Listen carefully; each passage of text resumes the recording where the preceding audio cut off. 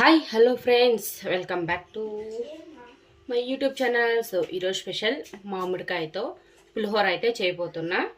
So ఎలా చేయాలి, ఏమేమి ఇంగ్రీడియంట్స్ కావాలో మనం 1 by 1 చూసేద్దాం.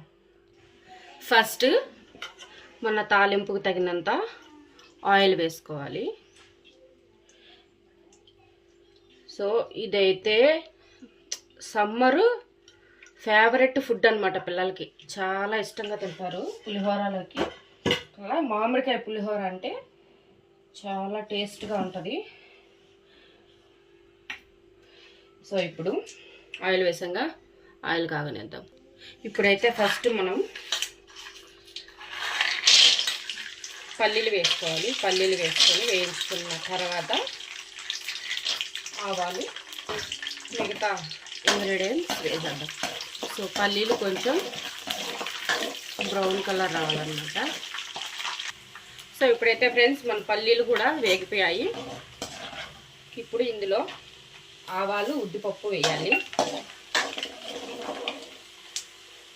తర్వాత ఎండుమిరపకాయలు, ఒక 3 ఎండుమిరపకాయలు. ఎందుకంటే నేను తక్కువ క్వాంటిటీలో చేస్తున్నాను కాబట్టి కొంచెం తక్కువగానే చేస్తున్నాను. మీరు ఎంత క్వాంటిటీతో చేస్తారో దాన్ని బట్టి తీసుకోండి. ఇప్పుడు కొద్దిగా పసుపు,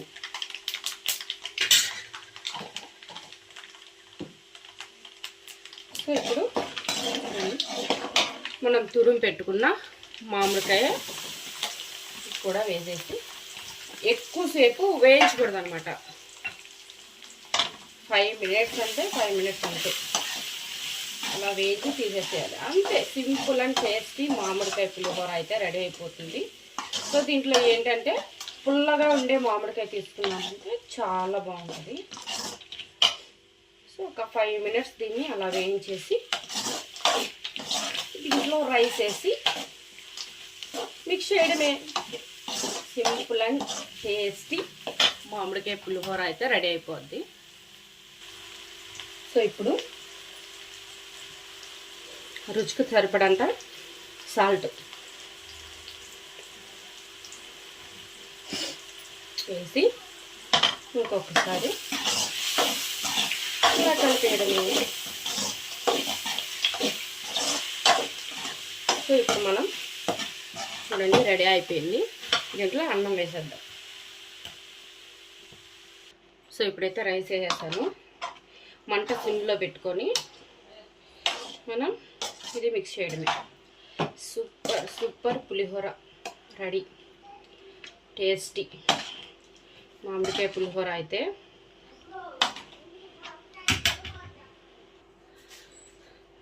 సో ఫ్రెండ్స్ చూడండి, మన మామిడికాయ పులిహోర అయితే రెడీ అయిపోయింది.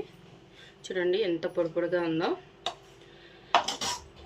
సో ఇలాంటి రెసిపీస్ మీకు కావాలంటే కామెంట్ చేయండి, తప్పకుండా చేసి చూపిస్తాను. అలాగే మన ఛానల్ని సబ్స్క్రైబ్ చేయడం మాత్రం మర్చిపోకండి.